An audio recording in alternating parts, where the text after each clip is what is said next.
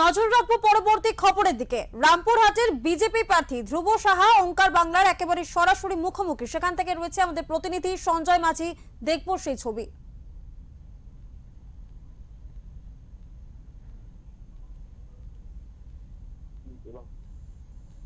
হুম হুম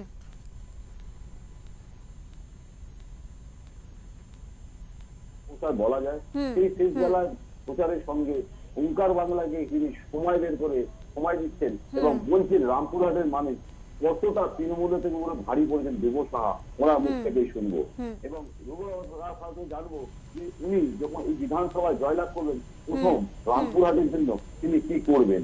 আছে আমাদের সঙ্গে এখানকার সাংবাদিক, উনি কথা বলবেন ওনার সঙ্গে। দাদা তিনি তো এখানকার সাংবাদিক, এমনি কথা বলবেন ওনার সঙ্গে। দাদা প্রীতম দা, যে তুমি তো এখানকার আমাদের সাংবাদিক, যে আমাদের যে প্রার্থী এখানকার বিজেপি ধ্রুব সাহা, প্রথমেই বলবো যে পরিমাণে বিজেপি প্রার্থী ধ্রুব সাহা যে পরিমাণে প্রচার করছে, সকাল থেকে সন্ধ্যে যে প্রচার করছে, আজকে সেই ধ্রুব সাহাকে আমরা পেয়েছি। ধ্রুব সাহার সঙ্গে কথা বলবো। দাদা, সকাল থেকে রাত্রি কীভাবে প্রচার করছেন? দেখুন, মানুষের দরবারে যাচ্ছি, মানুষকে ভারতীয় জনতা পার্টির বার্তা, মোদিজির বার্তা দিচ্ছি। স্বাভাবিকভাবেই মোদিজির সঙ্গে সারা দেশ জুড়ে গেছে। পশ্চিমবাংলাও চাই পরিবর্তন। পশ্চিমবাংলার মানুষ বলছে বাঁচতে চায়, বিজেপি তাই। পশ্চিমবাংলার মানুষ ডবল ইঞ্জিনের সরকার চাইছে, পরিত্রাণ চাইছে বেকারত্বের যন্ত্রণা থেকে, নারীরা নিরাপত্তা চাইছে, বোনেরা নিজেরা সুরক্ষার অভাব অনুভব করছে, সেখান থেকে মুক্তি চাইছে। স্বাভাবিকভাবে তৃণমূল কংগ্রেসের রাজত্বে যেভাবে দিন দিন মানুষ আজকে হতাশ হয়ে পড়েছে, সেখান থেকে মানুষ বলছে পাল্টানো দরকার, চায় বিজেপি সরকার। তাই রামপুরহাটের মানুষকে আমরা রামপুরহাটে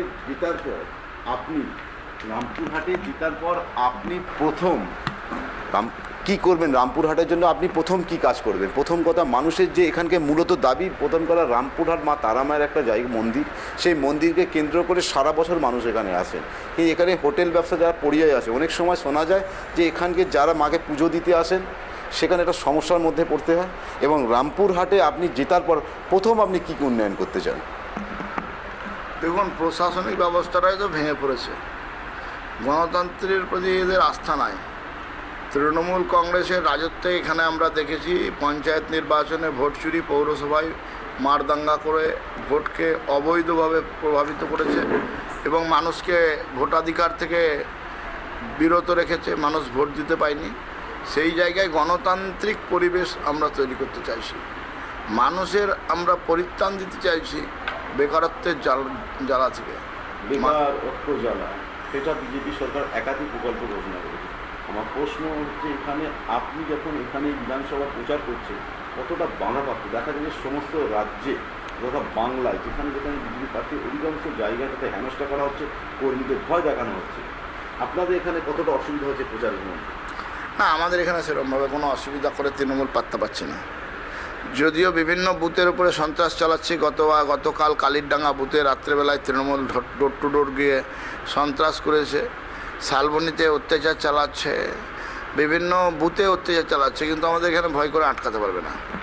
অত্যাচার চালাচ্ছে, কিন্তু মানুষ স্বাভাবিকভাবে তৃণমূল কংগ্রেসের জমানায় এই অত্যাচারকে সরিয়ে দিয়ে ভারতীয় জনতা পার্টির সরকার আনবে।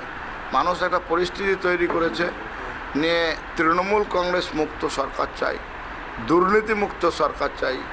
মানুষ নিশ্চিত করে নিয়েছে যে 26-এর নির্বাচন তৃণমূলের বিসর্জন। এছাড়া আপনি জেতার মানে কতটা আশাবাদী? জেতার জন্য 100% আশাবাদী। দেখলেন আজকে কিভাবে মানুষ, মানে কাতারে কাতারে মানুষ বেরিয়ে এসছে, আমি তো বুঝতে পারিনি যে এভাবে মানুষ আসবে, আমি বুঝতে পারিনি এত মানুষের সমাগম হবে, কিন্তু হয়েছে। ভারতীয় জনতা পার্টির এটাই অ্যাচিভমেন্ট। বিরোধী দলগুলোর বিরুদ্ধে আপনার প্রধান অভিযোগ কী কী? लोगों को काम है कहना, কে কি বললো আর কে কি অভিযোগ করলো ওটা আমার শুনে লাভ নাই। হাতি চলে বাজার, কুত্তা ভুকে হাজার। তাদের অভিযোগ তাদেরকেই রাখতে বলেন, সুতরাং এখানে তোলাবাজ ভাইপো আছে, অনেক রকম কথাবার্তা বলছে, সেই জন্য আমার এদের বিষয়ে কিছু বলার নাই। রামপুরহাট মূলত দুটি কারণে বিখ্যাত। মায়ের মন্দির, তারা মায়ের মন্দির একটি কারণ, দ্বিতীয় হচ্ছে রামপুরহাট পাথরের জন্য বিখ্যাত।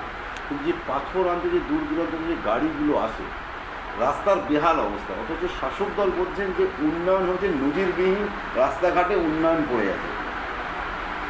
না, উন্নয়ন তো পড়ে থাকতে দেখেছি আমরা। পঞ্চায়েত ভোটের সময় কেষ্টমণ্ডল উন্নয়ন পড়ে থাকার কথা বলেছিলেন।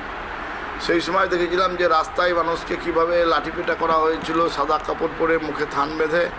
আমরা দেখেছিলাম যে মানুষের গণতন্ত্র কিভাবে হত্যা করতে হয়, সেই উন্নয়ন তো হয়েছিল। কিন্তু এই উন্নয়ন থেকে মানুষ পরিত্রাণ চাইছে, মুক্তি চাইছে, গণতান্ত্রিক ব্যবস্থা চাইছে।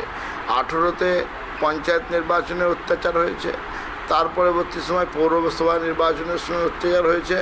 মানুষ এই ব্যবস্থা থেকে একটু দূরে সরে দাঁড়াতে চাইছে। মানুষ ডবল ইঞ্জিনের সরকার চাইছে। কেন্দ্র এবং রাজ্যে একযোগে একসাথে মিলেমিশে গ্রামের মানুষের উন্নয়ন হবে, শহরের মানুষের উন্নয়ন হবে, বেকার যুবকের কর্মসংস্থান হবে, মা বোনেদের নিরাপত্তা হবে।